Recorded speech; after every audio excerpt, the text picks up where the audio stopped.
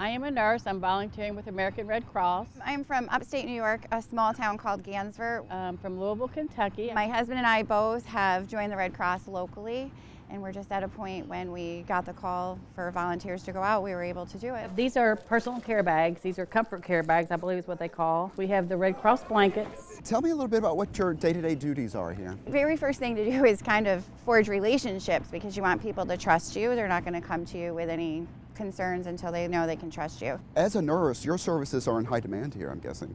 Yes, however, because this is not a Red Cross shelter, they have it staffed with fire department paramedics. So we're kind of an adjunct to them. So they've done a lot of what we would normally have been doing.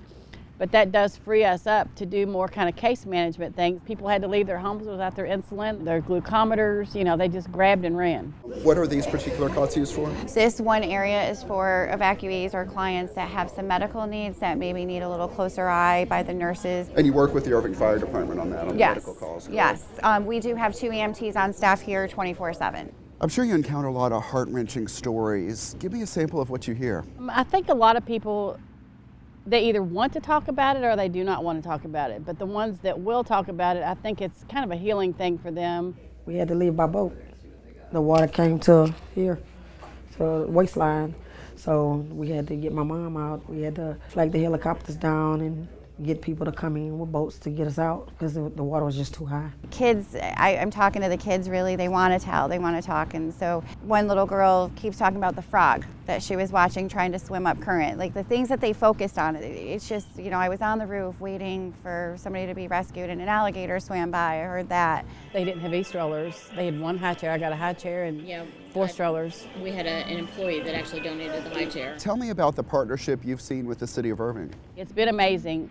Like I said, I didn't know what to expect, but the services that have been provided here are just phenomenal. Irving has been amazing. I had the pleasure of meeting the mayor and the manager and everybody the other day.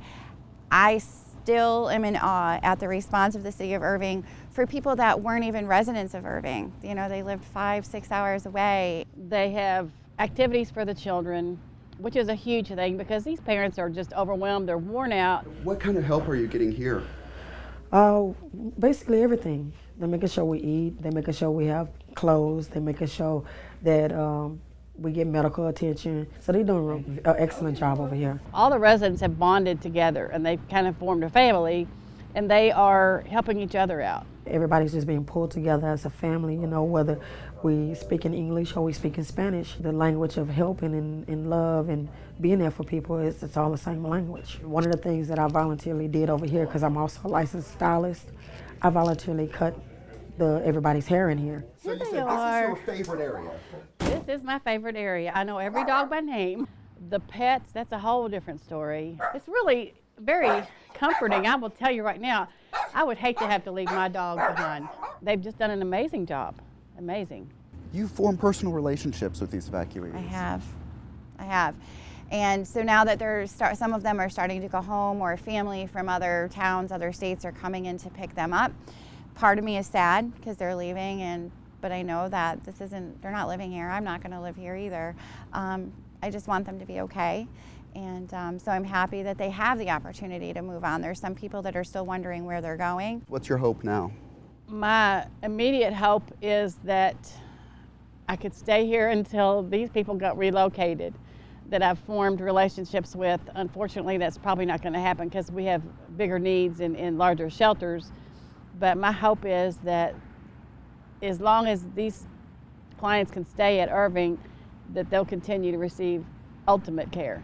As you're watching the weather, watching TV, you see Irma out there. I do. What are you thinking?